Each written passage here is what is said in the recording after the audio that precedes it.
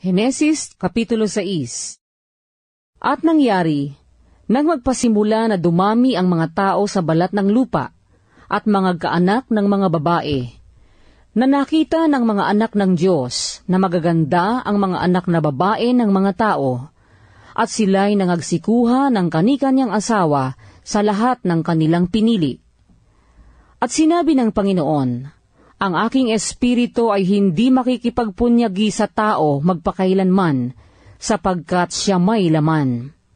Gayon may magiging 120 taon ang kanyang mga araw. Ang mga higante ay nasa lupa ng mga araw na yaon.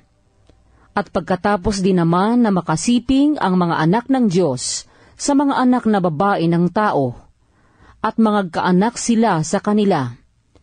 Ang mga ito rin ang naging makapangyarihan ng unang panahon na mga lalaking bantog.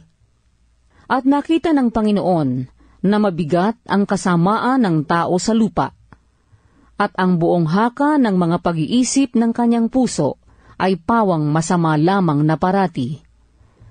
At nagsisi ang Panginoon na kanyang nilalang ang tao sa lupa, at nalumbay sa kanyang puso. At sinabi ng Panginoon, lilipulin ko ang tao na aking nilalang sa ibabaw ng lupa, ang tao at gayon din ang hayop, at ang mga umuusad, at ang mga ibon sa himpapawid, sapagkat pinagsisisihan ko na aking nilalang sila. Datapwat si Noe ay nakasumpong ng biyaya sa mga mata ng Panginoon. Ito ang mga lahi ni Noe.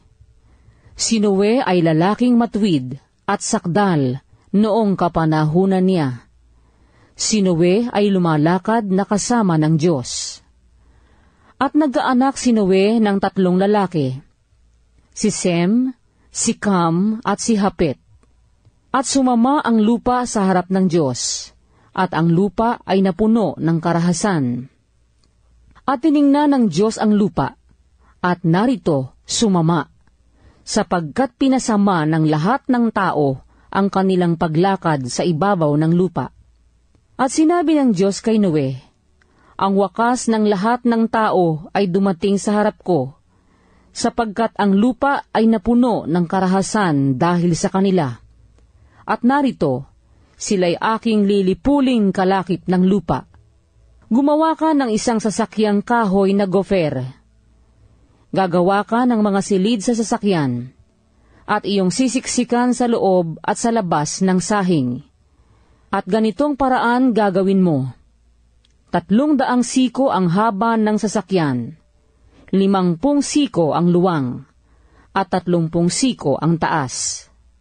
Gagawa ka ng isang durungawan sa sasakyan, at wawakasan mo ng 1 siko sa dakong itaas. At ang pintuan ng sasakyan ay ilalagay mo sa tagiliran. Gagawin mong may lapag na lalong mababa, pangalawa at pangatlo. At ako, narito, ako'y magpapadagsa ng isang baha ng tubig sa ibabaw ng lupa, upang lipulin sa silong ng langit ang lahat ng laman na may hininga ng buhay. Ang lahat na nasa lupa ay mga mamatay. Datapwat pagtitibayin ko ang aking tipan sa iyo, at ikaw ay lululan sa sasakyan, ikaw at ang iyong mga anak na lalaki, at ang iyong asawa, at ang mga asawa ng iyong mga anak na kasama mo. At sa bawat nangabubuhay sa lahat ng laman, ay maglululan ka sa loob ng sasakyan ng 2 sa bawat uri, upang maingatan silang buhay na kasama mo, lalaki at babae ang kinakailangan. Sa mga ibon, ayon sa kani-kanilang uri, at sa mga hayop, ayon sa kani-kanilang uri. Sa bawat nagsisiusad, ayon sa kani-kanilang uri. 2 sa bawat uri ay sasama mo sa iyo, upang maingatan silang buhay. At magbaon ka ng lahat na pagkain na kinakain, at imbakin mo sa iyo, at magiging pagkain mo at nila. Gayon ginawa ni Noe, ayon sa lahat na iniutos sa kanya ng Diyos, ay gayon ang ginawa niya.